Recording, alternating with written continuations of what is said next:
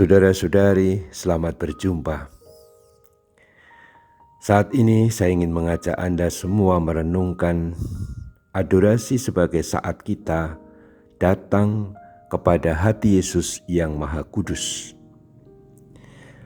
Pada hari raya hati Yesus yang Maha Kudus, kita mendengarkan Injil dari Injil Matius bab 11 ayat 25 sampai ayat 30.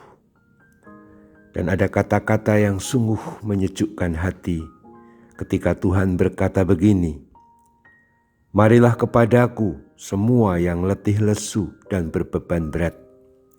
Aku akan memberikan kelegaan kepadamu.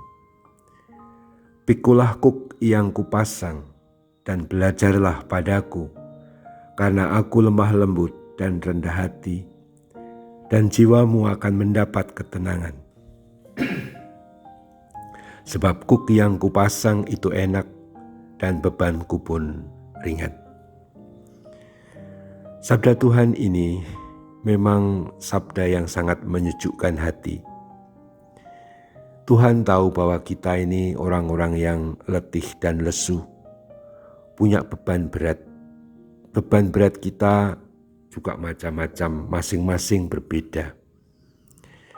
Ada yang beban berat karena pikiran, macam-macam persoalan dalam keluarga, atau mungkin juga dalam pekerjaan. Beban berat juga lebih-lebih menyangkut tanggung jawab. Tapi juga biasanya beban berat itu muncul bukan dari diri sendiri, tapi muncul dari orang-orang di sekitar kita yang kita kasih. Di mana saya mengasihi, di sana saya menerima salib. Orang yang paling menggembirakan tapi sekaligus yang paling menyusahkan justru orang yang paling kita kasih. Dan itulah Tuhan tahu kita berbeban berat. Dan kita juga letih lesu dengan macam-macam persoalan, letih lesu juga secara fisik. Tidak sedikit dari kita punya sakit, punya penyakit yang membuat kita juga gampang lesu. Tetapi lalu mengapa Tuhan berkata, "Datanglah kepadaku semua yang letih lesu dan berbeban berat, aku akan memberi kelegaan kepadamu." Kelegaan macam apa yang Tuhan berikan? Kita itu sering berpikir praktis. Doa, adorasi juga berpikir praktis. Pokoknya kalau kita datang kepada Tuhan, Tuhan pasti akan memberi apapun yang ku minta, apapun yang ku perlukan. Kepercayaan ini pasti benar. Tetapi itu bisa menyulitkan. Karena sering kita masuk ke ruang adorasi atau kita berdoa di depan sakramen Maha Kudus juga kalau sekarang ini baru bisa secara online. Kita habis selesai doa sadar persoalannya masih sama. Kalau kita terjerat hutang, habis doa adorasi kita juga masih, hutangnya juga belum disaur. Itu namanya kita berpikir praktis. Apalagi kalau kita sakit, adorasi kita berharap habis adorasi langsung sembuh. Bahwa kita mohon hal-hal yang praktis, yang sungguh-sungguh menjadi persoalan kita yang konkret, itu sangat oke, silahkan. Dan itu baik.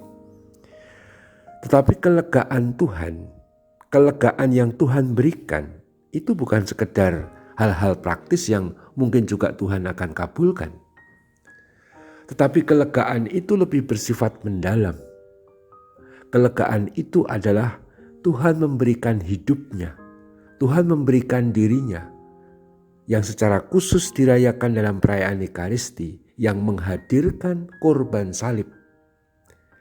Dengan korban salibnya di Golgota, Tuhan memberikan hidupnya.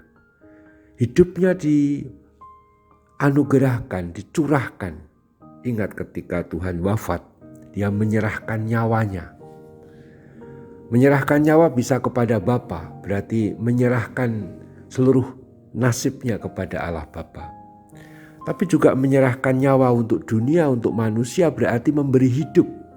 Hidup Allah karena Yesus adalah Allah yang menjadi manusia, diberikan kepada kita, sehingga kita memperolehnya hidup Allah.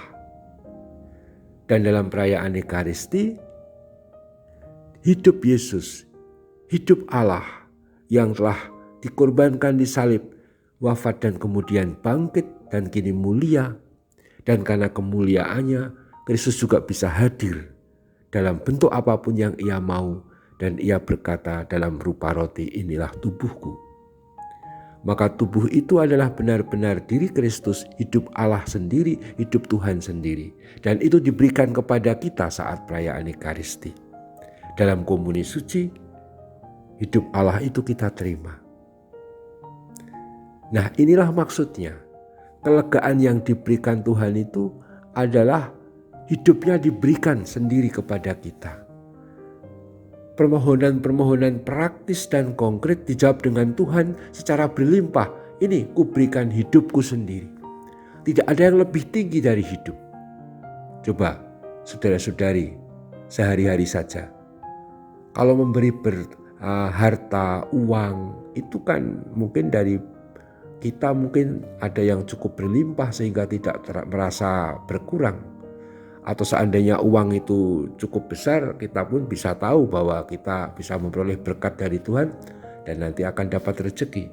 Tapi memberikan hidup sampai kepada kematian, itu kan segala-galanya. Dan itu yang diberikan Tuhan dalam rupa Ekaristi, dalam rupa roti suci. Nah, dalam adorasi itu kita syukuri.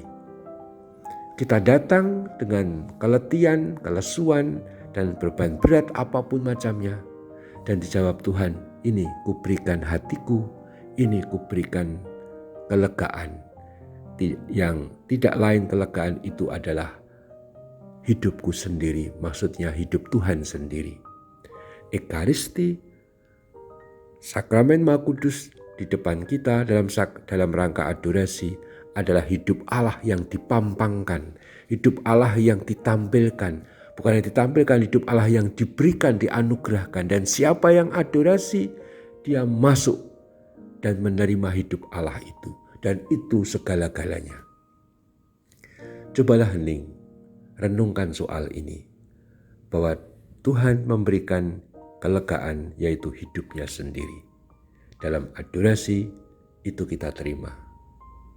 Marilah kita melanjutkan adorasi. Terpujilah Tuhan kita Yesus Kristus untuk selama-lamanya. Amin.